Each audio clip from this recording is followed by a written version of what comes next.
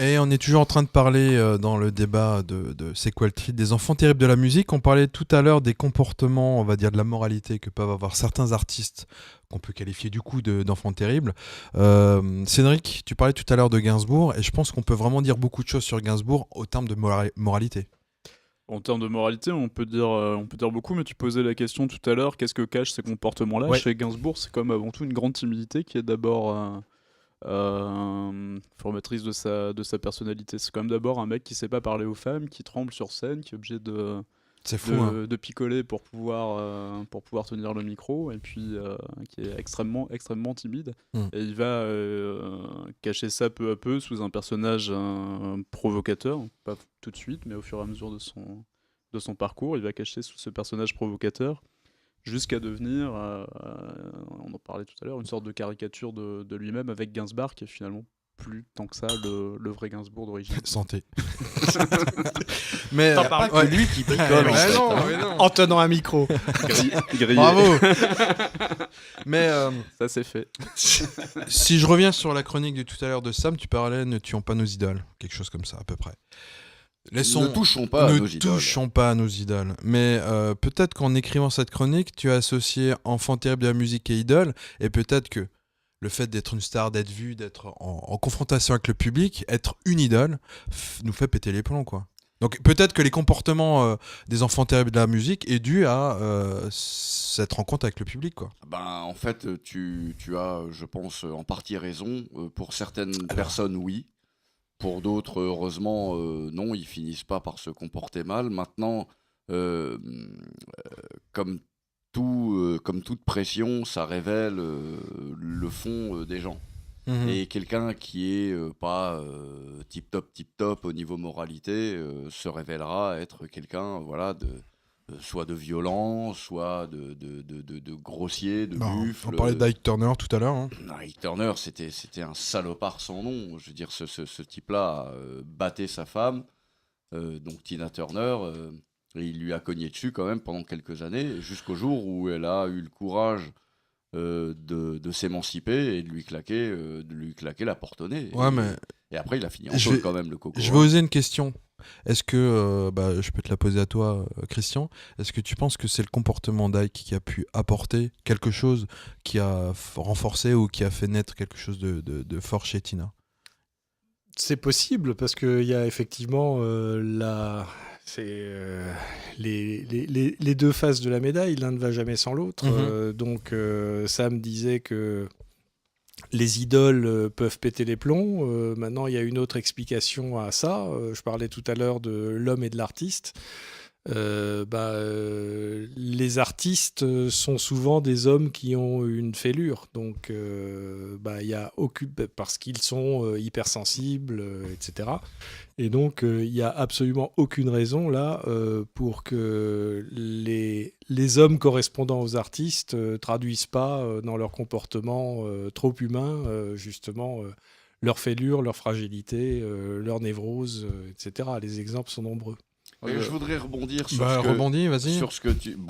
Vas-y, Sam. Sur ce que tu disais, est-ce que le comportement, par exemple, de Ike Turner vis-à-vis de Tina a fait que Tina Turner s'est révélée être une artiste de très haut niveau? Ouais. Je ne suis pas persuadé. Personnellement, je ne crois pas en la coercition. Je crois pas que c'est en tapant sur les gens que tu les rends meilleurs. Eh ben, Tu vois, et souvent, alors il y a Ike Turner qui s'est comporté comme ça, mais il y avait un autre type qui est quand même assez infâme. je sais de qui tu vas parler. Monsieur Jackson. Alors il y a le père Oh, c'était Jackson. pas ça, désolé. Effectivement, non, mais tu as raison, le père Jackson est toujours une ordure Loupé. sans nom. Je crois qu'il est vivant, mais je Il y a pensais... Jackson et Wilson. Je pensais plus à Phil Spector. Ah oui. Phil Spector qui... bon, Il a tué en plus. Ah oui, enfin... C'est ce qui se dit. Là, a priori, elle se serait suicidée. Bon, maintenant, c'est avec son arme devant chez lui, c'est lui qui tenait le flingue. Maintenant, c'est comme le petit Grégory, hein, la thèse du suicide Oui, n'est pas comme- écartée. Et elle s'est suicidée de combien de coups de revolver? 2, mais bon, c'est pas grave, il est en tôle quand même. Comme dirait Donc, l'Erita Mitsuko, tu m'as suicidé, quoi. voilà, c'est ça. Et Phil Spector, c'était un tortionnaire en studio. Je veux dire, il rendait les artistes absolument fous et malades. Et il pensait que c'était ça la bonne méthode pour sortir des super disques. Moi, je Bah, le pense problème, c'est que c'est vrai, il a sorti des super disques. Oui, mais je suis persuadé que en y allant en douceur, tu sors les mêmes super disques. Moins vite. Bon, on n'est pas à quelques heures près non plus, quoi. Mais cette question est vraiment intéressante parce que parfois on peut se penser que cette personnalité est juste un fait, juste pour créer un personnage. Juste pour l'exemple de l'artiste maudit, il n'y a que l'artiste maudit qui peut faire des choses belles, des choses poétiques, enfin voilà, on peut parler de plein de monde. Mais quand même, il y a beaucoup de références légendaires. Il y a Phil Sponi... Salut Phil. Il y a Phil Spector. Oui, je l'ai vu ce week-end. C'est pas un tortionnaire, lui. Il y a Phil Spector qui a quand même fait des choses extraordinaires. Il y a Lou Reed qui a fait des choses extraordinaires, des choses moins extraordinaires. Enfin, on a quand même l'impression que certains génies, ils sont tous un peu barrés et enfants terribles, quoi. Bah, en même temps, c'est rarement des gens qui sont banquiers et qui habitent dans un pavillon de province qui deviennent enfants terribles de la musique, quoi. Il y a aussi, Donc, il y a aussi des banquiers barrés, hein, je te Ouais, rassure. mais quand t'es banquier et que ça marche, tu restes banquier, t'es pas fou non plus. Exactement, mais il faut aussi avoir un peu de vécu derrière soi avant d'aller sortir des choses fortes, peut-être artistiquement. Donc c'est aussi ça qui fait que les gens deviennent des enfants terribles. Ouais, et puis il y a la question, qu'est-ce que cachent ces comportements? C'est juste simplement le fait de pas savoir comment parler aux gens, comment être avec les personnes. Tu parlais de Gainsbourg avec sa timidité, Spector peut-être avec son envie d'être le maître du monde. Enfin voilà, il y a peut-être des façons, des émotions qu'on gère pas et qu'on recrache de façon très violente. J'ai un autre exemple d'enfant terrible qui a voulu devenir une idole. Il s'appelle Darby Crash, je sais pas si vous le connaissez. Pas du tout. Ah, c'est le chanteur d'un groupe qui s'appelait The Germs. Alors le mec, pour devenir super connu, vous savez ce qu'il a voulu faire? Il a programmé son propre suicide. Donc en janvier 1980, il dit qu'il va se suicider en décembre 1980. Sauf que le mec se suicide le 7 décembre, et le 8 décembre, John Lennon est assassiné, personne ne parle de lui. Et oui, c'est comme Régnier, le prince Régnier de Monaco, Oui. qui a serré les dents, serré les dents, serré les dents, serré les dents, et il est mort le lendemain du pape. C'est con, hein. Et un autre exemple dans ce genre-là, mais il s'est pas suicidé, mais on n'a plus parlé de son décès, c'est Prokofiev qui est mort le même jour que Staline. Voilà. Et à chaque fois que je le Pas vois de bol. dans Pas de bol. l'éphéméride du journal, eh ben, j'ai une petite pensée pour Proco. Moi Mais aussi. quand même, Et on a- aucune pour Staline. Hein, c'est marrant, hein. De nos jours, on a un nouveau type de musicien dangereux. En 2015, il y a 2 ou 3 artistes qui ont été jugés les plus dangereux du monde, et vous savez pourquoi? Bah non. Alors, je vous donne les noms, c'est Armin van Buuren et Luke Bryan. Enchanté. Comment vont-ils? Ah.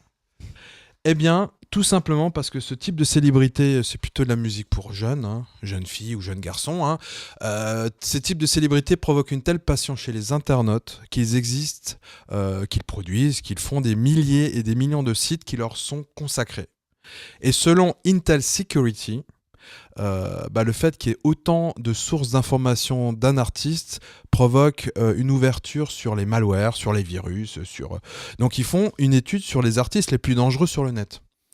Et donc, sans le Mais là, vouloir, c'est à leur corps défendant sur ce coup-là. sans le vouloir, ils deviennent dangereux, mais pas de la manière dont on peut imaginer comment était dangereux Phil Spector, par exemple. Une petite dernière question avant de clôturer ce débat, en tout cas d'ouvrir les questions. Aujourd'hui, est-ce qu'on peut peut-être dire qui est terrible, mais je vais aller plus loin dans la question. On parlait de Justin Bieber tout à l'heure. Je vais arrêter d'en parler. On va On peut aller. faire une émission spéciale sinon. On va le Là, il va faire. On va le dérouiller, faire. là, hein. On va aller plutôt vers les frères Gallagher du groupe Oasis qui ont fondé le groupe Oasis. Finalement, on peut même Kanye West. Hein, on peut dire enfant terrible, mais finalement, on va peut-être plutôt dire sale gosse. Est-ce qu'aujourd'hui les artistes, certains, on peut encore les juger terribles ou ils sont simplement des sales gosses qui montrent qu'ils ont de l'argent, qui font ce qu'ils veulent et qu'ils ont de la notoriété et qu'ils en ont rien à foutre des autres, quoi. Ah là, les histoires de frangins. Mais ça avait commencé dans les années 60 avec les Kings, avec Ray et Dave Davis. Si vous avez l'occasion d'écouter un peu la discographie des Kings, vous vous rendrez compte de la pauvreté de la production. Il n'y a qu'un morceau qu'on connaît. Hein. Il y en a, non, il y en a deux. Il y en a 2-3, mais surtout, ce sont des disques et des chansons qui sont géniales. Je pense que c'était des types qui étaient au moins aussi forts, si c'est pas plus fort que Lennon et McCartney. Par contre, tout ce qu'on entend, c'est une première prise. Parce qu'il n'y avait pas de deuxième, parce qu'après la première prise, les deux frangins ils se tapaient sur la gueule, mais à s'envoyer à l'hôpital. Et à chaque fois, c'était fini pour la journée. Et peut-être des fois le lendemain ou le surlendemain, ils pouvaient refaire une chanson, ils se retapaient dessus. Et ils ont maintenant 70 balais passés. Ils continuent à faire des trucs ensemble. Et j'ai cru comprendre qu'ils continuent à se taper sur la gueule. J'aimerais bien voir ça d'ailleurs, ça doit être d'un pathétique. Donc en fait, c'est des histoires de famille tout bonnement, quoi. C'est pas des enfants terribles, quoi. Ils sont pas enfants terribles au sens où, effectivement, on pourrait l'entendre dans le débat d'aujourd'hui, mais les histoires de frangins, des fois, c'est quand même très très compliqué, quoi. C'est un peu différent, je pense, pour les frères Gallagher qui ont bien aussi monté ça en épingle pour faire durer un peu plus longtemps que nécessaire leur Je crois que c'est notoriété. ça. Hein.